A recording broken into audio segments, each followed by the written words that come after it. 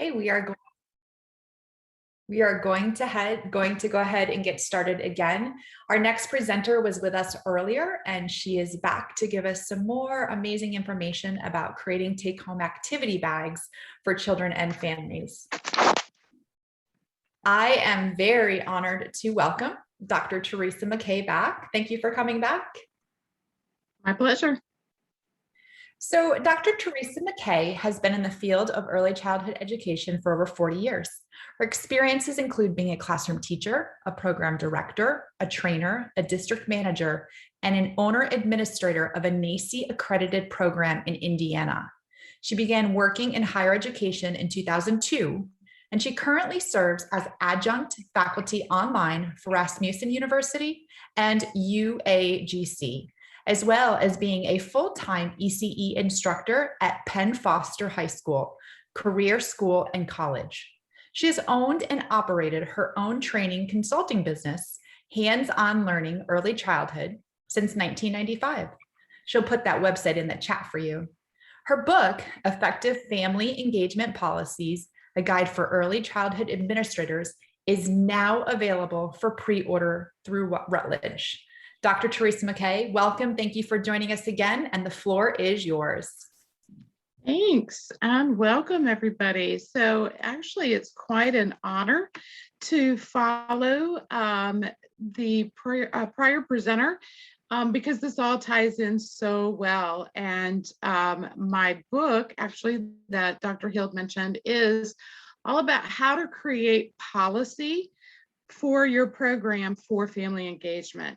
And it's all based on NACCE's 10 principles for, or not 10 principles, but principles for effective family engagement.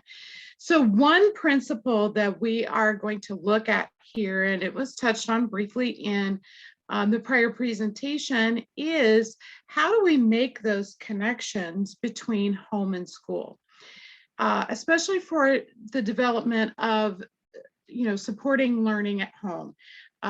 We know that family engagement requires us to really enter into these partnerships for that specific purpose, that we are engaging families to help them support their child and vice versa. So we want this partnership to be formed so that there is that free line of communication between all parties.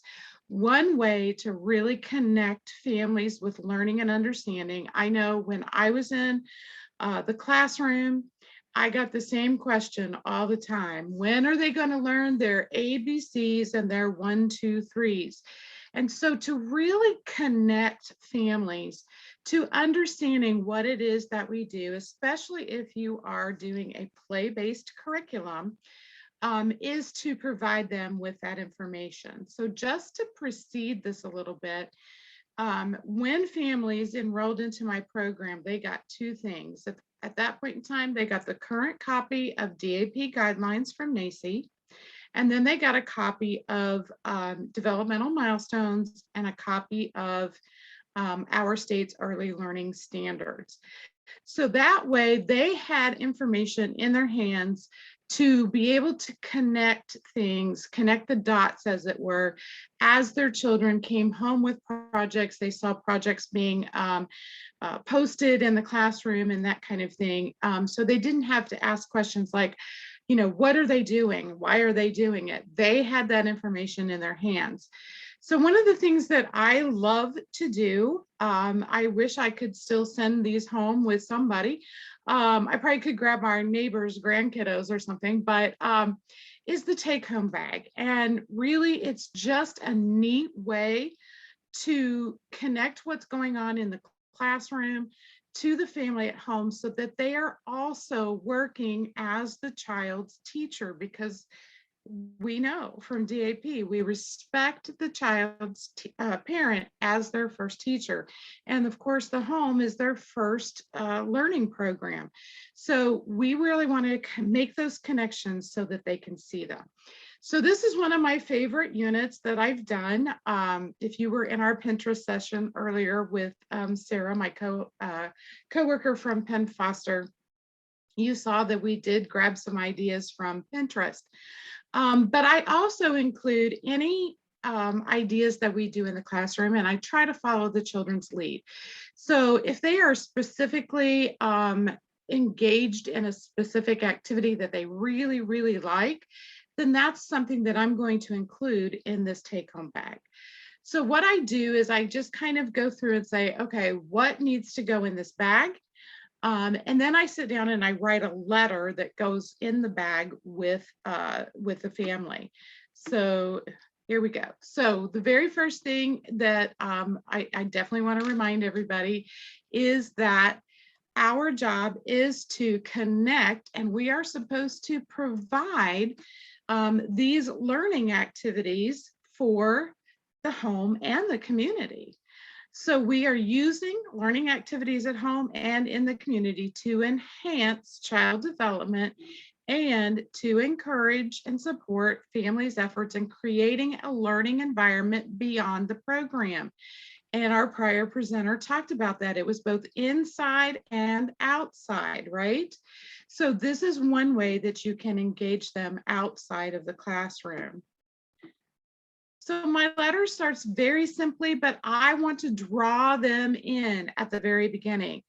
So I say, as you may have heard from your very excited preschooler, we've began digging into earthworms. So digging being the operative word here. So we are so excited to share some of their favorite activities with you at home so that you can experience the fun. And as always, you will find all of the activities come fully prepared with instructions, and all the supplies you will need for each are included.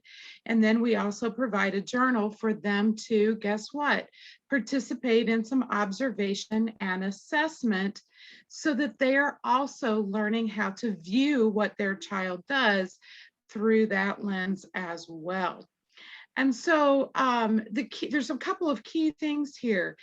Again, I asked the children, what activities would you like for me to share with your families? Which of these activities that we've done in this unit would you like to take home and show your families and do with your families? And so they are part of this process, and they're very, very excited when these bags come out each month and are ready to go home.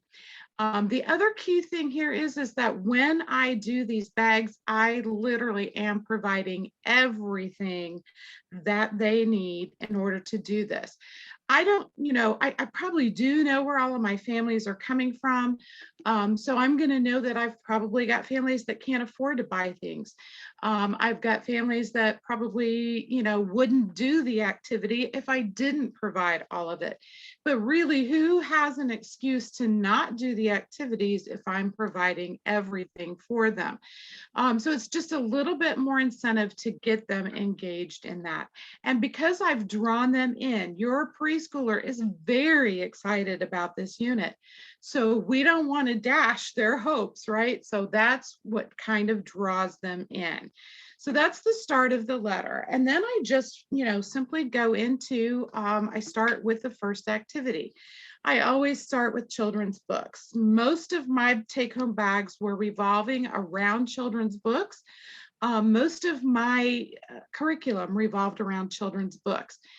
I would, do what we tell you guys to do all the time. I would ask them, I would find out their interests, generally, usually just by following what they do during the day.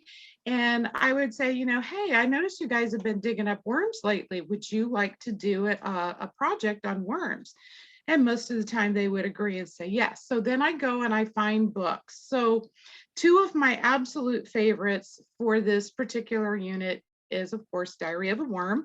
And then We Dig Worms by Kevin McCloskey. Kevin McCloskey is a very longtime children's author.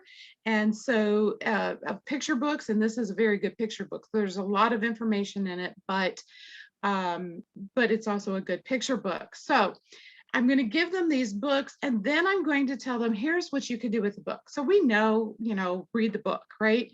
But the family needs to understand that there's so much more. So I'm giving them specific instructions. So these are excerpts from my letter. So as you go through this book, Diary of a Worm, ask your child some open-ended questions. And then I give them some examples. This gets them on their way because they don't know what open-ended questions are most of the time, right? So I give them a platform to start off with. You know, why do you think spider couldn't dig like earthworm? Why do you think earthworm couldn't walk upside down like spider? So we're getting them beyond just the worm portion here, but giving them some other things. So this really spurs critical thinking in the children. And then for the other book, I simply state, as you read the book together again, here's what you can ask about this book, okay? This book goes into great detail about how worms eat garbage and that what comes out of the worm is poop, but that poop is really good for the earth and for gardening and stuff. So it's going to make for a very lively conversation with the family. And so, you know, again, that can go into many, many different directions. You guys know how preschoolers are. They're going to talk about poop forever. But that's okay because they make a connection to, you know, body changes and routines and things that we do, right? It's just a part of life, like brushing our teeth or anything else. So then I've given them the basis. This is basically what we do in circle time, right? We introduce the book, we introduce some concepts, we ask these open-ended questions, and then the children start exploring. And so that's what the family is going to do. So the very first activity is a file folder game that I just simply created by using photos from the book. Excuse me. And then I tell them what it does. It takes your child through our main character's journey and diary. After reading the book together, use the die and the earthworm game pieces to travel through, follow the arrows. So there's a lot of information here that they're gathering. For each activity then, and I've only done it in the first one, I just wanted to give you an example here, but for each activity then, I'm going to go to my state standards and I'm going to say, when you play this game with your child, here is what they are doing. Here is what they are learning. They've got a copy of the standards. They can look this up, but I'm putting it here so that they make the connection between the game and what's going on. We don't think about coordinating the use of hands and fingers when we're playing a game, right? Picking up the dice and rolling the dice and moving those little earthworms around the board, that is using our hands and fingers. Excuse me. Allergies in Florida are very, very high today. It is also demonstrating that they can show understanding by answering factual questions and responding appropriately. So the goal of the game is when they land on the space, note that I do have the wording from what's going on in the story here, but again, we're probably not reading yet, but I'm making that connection between print and the written word, right? And what's going on in the picture. So the child or whoever lands on that space has to tell that part of the story, what's going on, what's being demonstrated in this picture. And so we're doing recall, we're answering factual questions, and we're responding appropriately. And then of course we're doing one-to-one correspondence when we're counting these objects and, you know, correlating, this is one space, this is two space, etc. So these are just some of the things that would be demonstrated in this activity. So when I go through my other ones, and again, I did not put them on here or we would have slides till the end of the earth, that each one of the activities will have the specific standards that they connect to in their activity description. So this is exactly what the family gets in the letter so that they know. So they have that letter, they just use that. It's kind of like their instruction booklet for the take-home activity bag. And this was super simple and easy to make. I just laminated it. I made my little worm moving pieces out of pipe cleaners, twirled them around a pencil, and voila, I have an instant earthworm. They do have little hats that the child and each person can choose a different color so they know whose earthworm is whose. So we don't want to make sure, we want to make sure that they don't argue about whose is whose. So there are other pieces to it. They can choose the color hat that they want to put on their earthworm to distinguish who they are. And then I'm just going to simply go through what we do in the classroom. So I take each center, and here's a specific activity that was in our learning centers that your child has done. Now, this is a very simple, lower, like probably 3-year-old activity, but I have extended it because guess what? I have provided more things for you in the bag to create your own set of worms. So if you want to do something more complicated, you want to go through 5, if you want to do colors, shapes, or whatever, you could create that with the additional materials that I have put in the bag for you. So I've included the worm pattern. I have provided the marker, even everything, the clothespins. You know, you can get wooden clothespins at the Dollar Tree. The Dollar Tree is my friend. And I'm even including a pair of scissors just in case you don't have any at home. Now, they're not going to be able to laminate them because I can't really provide that, but I'm giving them the construction paper, the pattern, the clothespins, the marker, everything that they need to extend this activity. So once the child has demonstrated their ability to match the dots on the worm with the dots on the 1 through 5, then we can extend this, and the possibilities are really endless there. So we're learning numbers, counting, seriation. Again, in addition to this, I'm going to add this activity also meets benchmark, standard, benchmark, whatever, so that they see that connection every time that they are doing the activity. And these are actual activities from my bag. My favorite one is, of course, measuring with earthworms, right? I believe that Sarah in our Pinterest thing talked about using Unifix cubes. All I did for this one, I have Unifix cubes, but I also just created 1-inch squares out of brown foam and numbered them so that they could make that correspondence. So they could also then get anything else in the classroom that they wanted to, bring it over here and kind of measure via inchworm measurement other things. But I've also provided a ruler. I've provided some charts here that they can look at. I've provided a tape measure. These worms also totally included are actual fishing worms without the hooks. You can buy them without the hooks. They do come in some kind of slimy, fish smelly thing that you will need to wash off of them, but they're very inexpensive to purchase. You just simply wash them, and then however many you need to include, you can certainly do that. Then also, you can take your child outside and dig up some real worms to measure. And I've put in here to make sure, because we always want to be responsible and teach our children that living things should be respected. Let's make sure that we return them safely to their home when we are finished. So we're going to have a discussion, like if we do use real worms, we need to be very careful and gentle, and again, returning them with respect back to their original home because they are living things. So this is probably one of the most popular activities during the unit. They love taking each child in the classroom actually got their own set of those 1-inch brown foam cubes, up to 20, I think is what I provided for them. And they can go around the room and just measure whatever they want to measure till their little heart's content. And then they compare it. One of the things that was so fascinating the first time I did this unit, was the children were like, but my worm, they were doing the real worms at that time, my worm won't hold still so I can measure it. So we talked about that. We talked about, that's what worms do. Worms wiggle.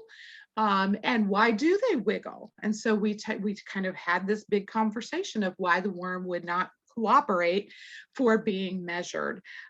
So we kind of learned how to kind of have patience and how to gently put the worm where we need to put it to get it measured when we were using the real ones. But this is a very popular activity. And I did get my 2 little copies of these things here off of Pinterest. So I'm going to do a shameless Pinterest plug. But they were very good, and I could easily put them in my center so they could use them. So then, of course, I want to make sure that they are understanding dramatic play. Not everybody understands what dramatic play is all about, especially our families, and why it's important. Generally, when everybody thinks about dramatic play, they think about the housekeeping area.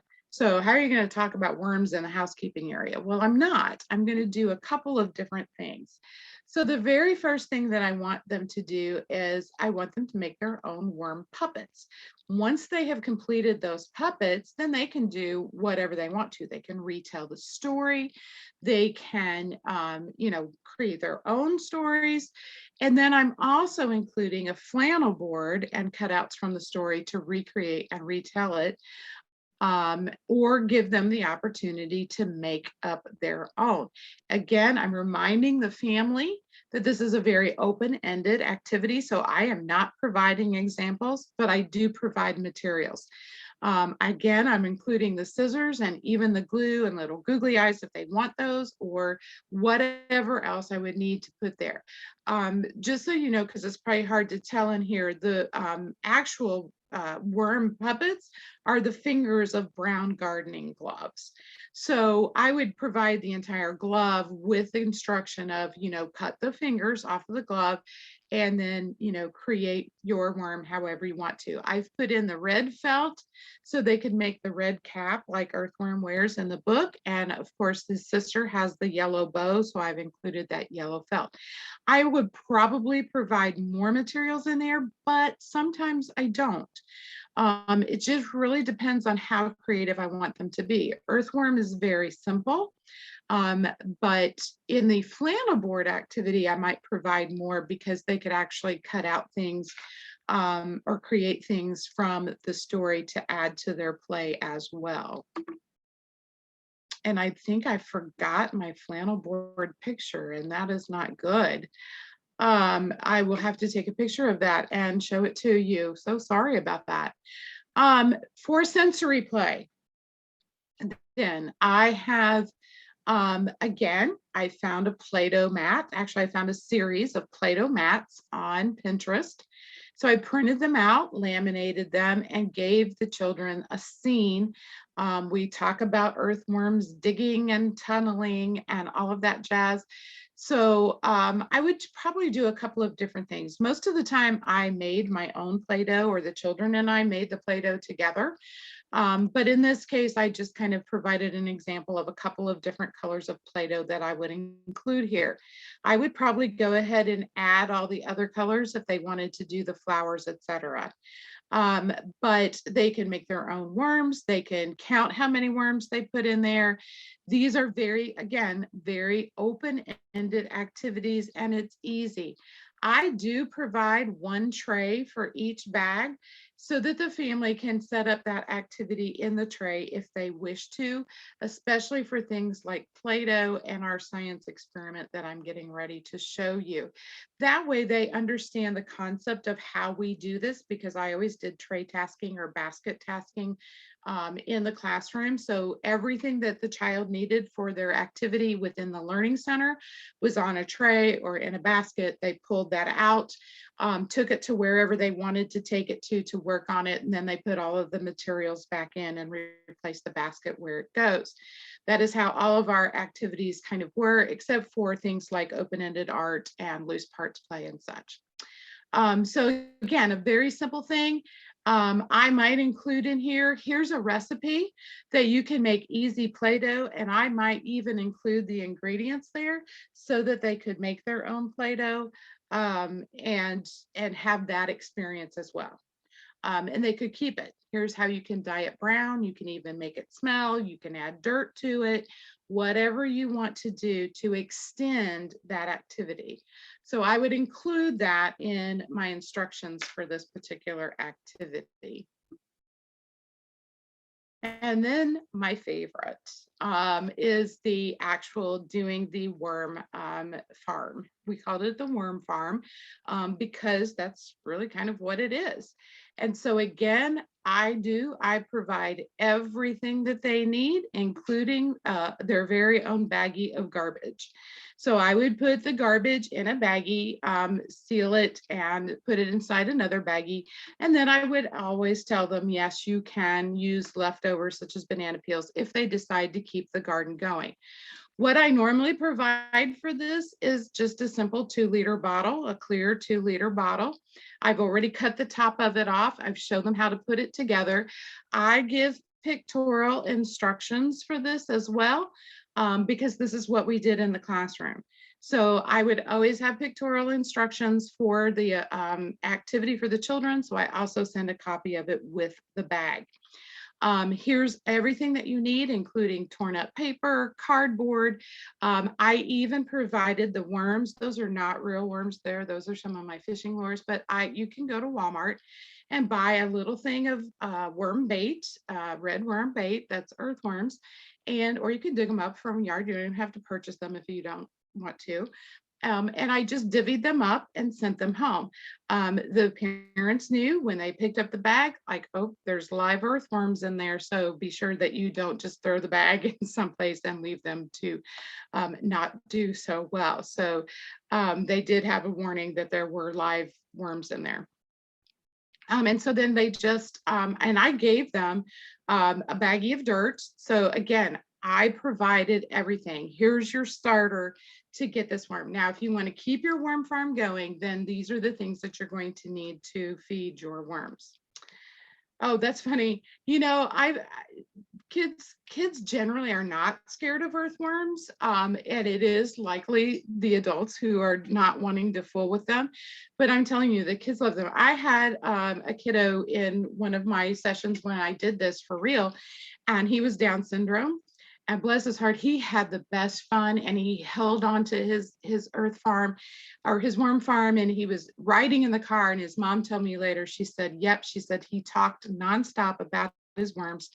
And she said, the next thing I know, though, he had, I turned around and he had dumped the entire thing on himself and in his car seat.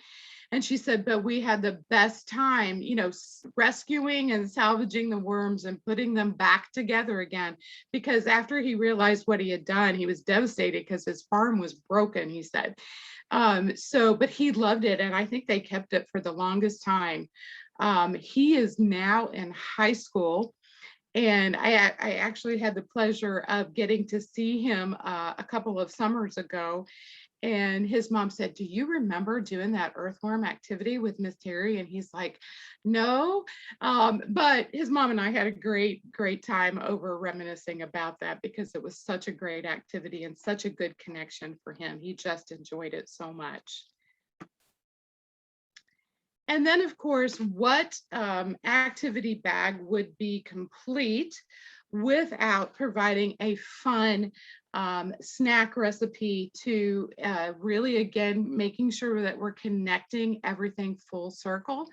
Again, I'm connecting all of the benchmarks that this would meet, all of the standards, and I provide them everything so that they can create this. I've got the pictorial instructions, and I actually provided enough material for this so that everybody in the family could have that snack.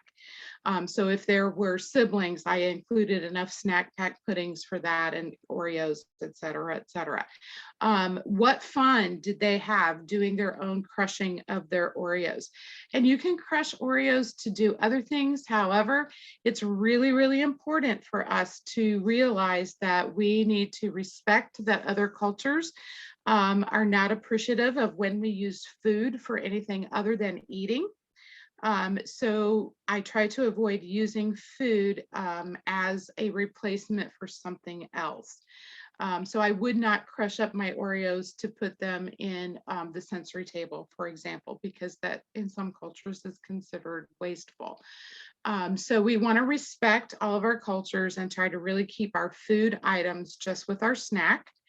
But then again, we're measuring, we are, talking about, what it's like, we're recreating worms, only we're going to be able to eat them. We may have to have a conversation about not eating the real worms, depending on what age child we're working with. But again, just going through this activity, think of all the together time that the family's having. In the classroom, we do kind of set these up for them to do individually and independently. But we all know that sometimes activities are much more fun when they're done together. And just the fact that the child has been able to pick the activities that they get to put in the take home bag, they get to kind of go home and be the lead and teach their family how to do some of these activities. So I think that, the value of this is twofold. It's really, it gets them together, it engages the family, it makes those connections to learning, but it also just gives them time to be together. And we know, even with a pandemic, we still have some hectic schedules and not enough time in the day to do some of the things. But when we purposefully plan this and say, we're going to give you a week to have this bag. So that gives them time. So I don't have to do everything in one day, or I don't have to do it all over a weekend. We send it home on Friday. We just ask you to bring it back by the following Friday. Anything that is not anything that's consumable, you keep. Anything that's our equipment, please just clean and return back to us, so that the next family can enjoy, and I just reload it and start all over again. So a lot of family connection here, in that they're doing it together, and 9 times out of 10 the child's going to take the lead and they're going to show the family what to do, and most likely tell the family, no, you're doing that wrong. This is the way that you do it, right? Because that's kind of how they process some of that information. So I always want to leave them with something that they can keep, because it's disappointing, right? Just like it is in the classroom, when it's like, okay, time's up, the bag's got to go back home, we're done. If you want to keep on going, I'm going to provide you with a separate folder with some things that you can do at home. So it's kind of like a mini unit. Okay, so it may be a little prefab, but again, I'm trying to make it easy on the family. So I'm going to give you, just like we talk about at school, here's some basic earthworm facts. Here's some vocabulary words. These are the things that we've been learning. Some activities like who eats earthworms, because it's not safe when birds are out, right? But there are also other animals who eat earthworms. So we want to make sure that our worms are safe. So we want to talk about that. We can make our own Wiggling Worms book. We can make a worm body book to look at the body segments. We can start learning worm words, or all of those words that start with W. We can go and cut them out of a magazine or a catalog and put them together in our worm words book, or we can simply find things that are related to worms, that we can make a word book out of. So again, I'm giving them some very open-ended activities to extend beyond what they got to experience for the week that they've had this take-home activity book. And probably most important is I do provide for that science experiment an observation book, so that they can journal or color or whatever their observations on their worm farm. Okay, and they can make other observations too.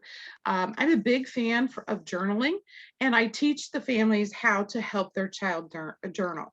Ask them, draw a picture of what we just did, and then ask them to tell you about it. And as they tell you about it, write it down in their book, because that shows that you value what they're saying. And so again, I will connect all of this to early learning standards, PILE's developmental milestones, whatever I need to connect it to. I will also probably provide a little disclaimer either at the beginning or the end of the letter that says, this is how, this is what DAP guidelines it meets. Those are more broad in general, but I want to make that connection to them. And then there's more. So that folder that's labeled your folder to keep, that has all of those activities. You can, a lot of times when I could buy glue at the Dollar Tree or whatever, I would just say, keep the scissors, keep the bottle of glue, and use that moving forward. And again, we have to think that families really appreciate when you do that. It is an expense, but I've learned how to do it very inexpensively by buying in bulk, of course. If I didn't have money to go out and buy earthworms, I went out with my trusty little shovel and dug some up. Whatever I needed to do to really make sure that the family could engage with their child and with the activities that I have provided for them. So again, and I would tell the family, don't forget to journal your experiences.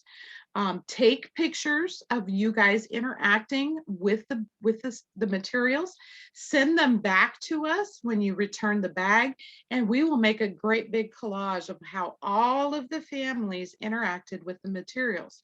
At the end, I could say, hey, families, look at all the different ways everybody engaged with the same activities, because they had the same things in their bags, but everybody engaged with them in a different way.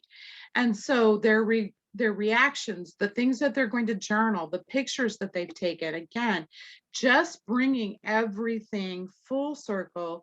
And when you put those pictures up on like a collage bulletin board, the families will stop for like ever. I mean, as long as it's posted, they will stop and they will go back to that board and they'll go, oh yeah, we did that. And look at what so-and-so's family did. That's really cool. I wish we would have thought of that. Maybe we can do that at home now.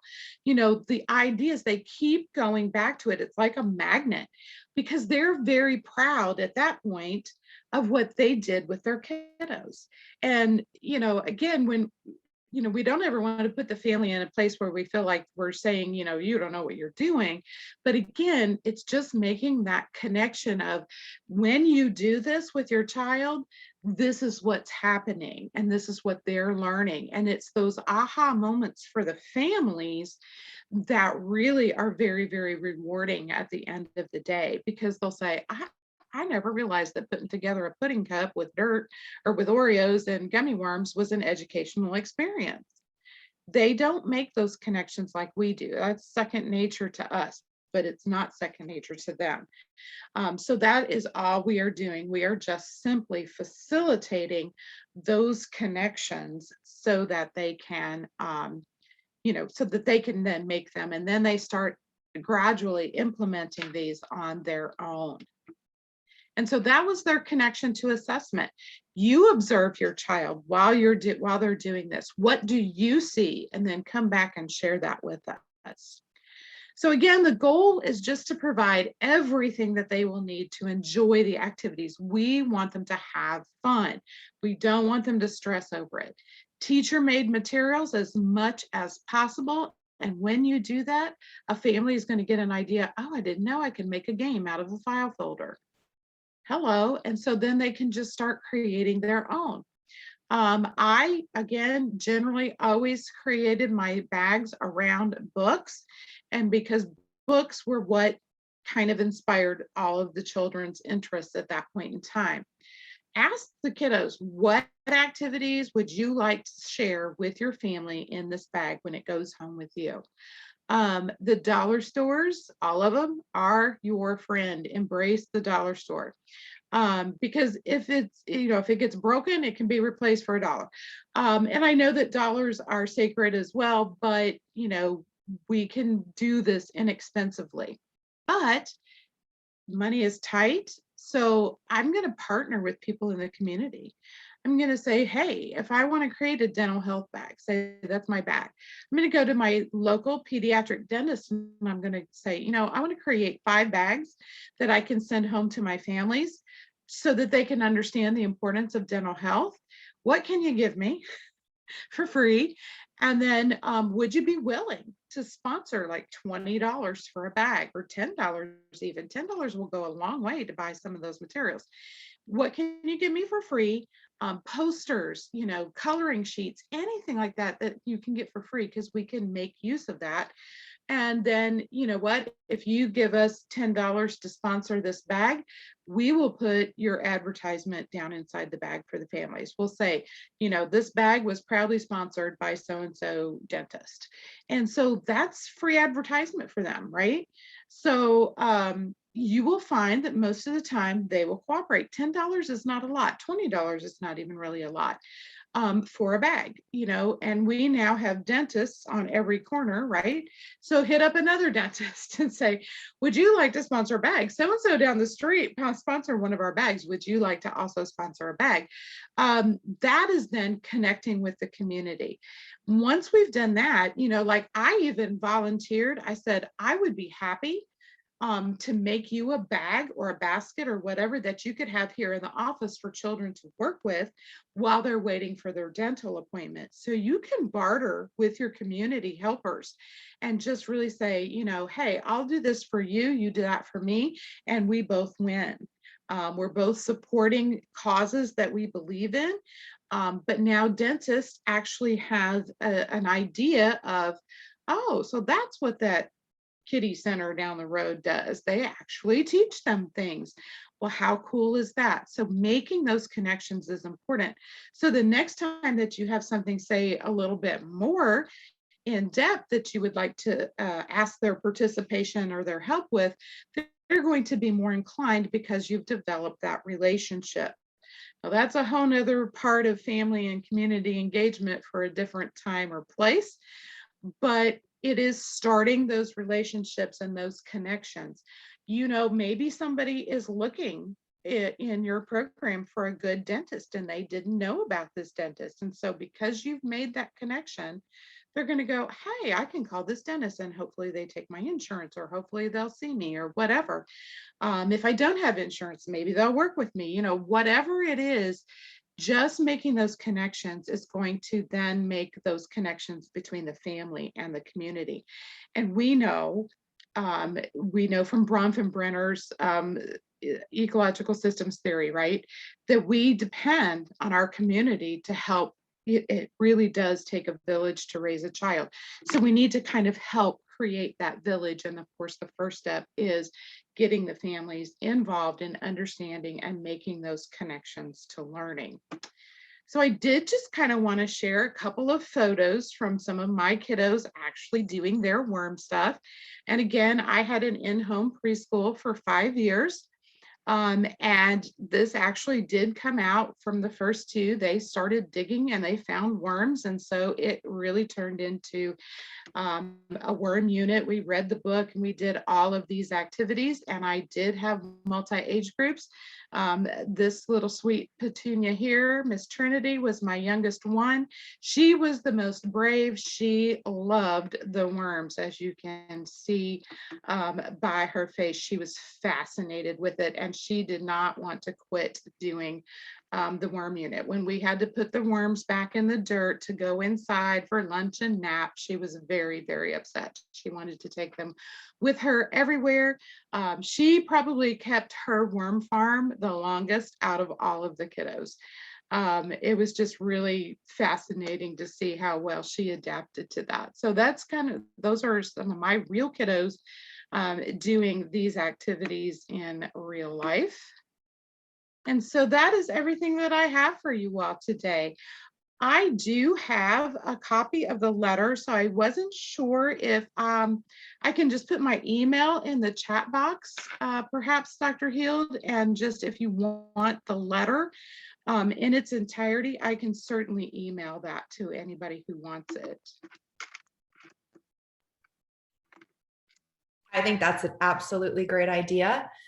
Dr. McKay continues to astound us with her information. I know I want to go back to my Pinterest board and just add all these things. I went ahead and found you on there and started following you, so I'm very excited about that. We're going to leave the chat open for some time as Dr. McKay monitors that. And I am going to go ahead and post the certificate on the screen. And I'm also going to put the PDF in the chat box.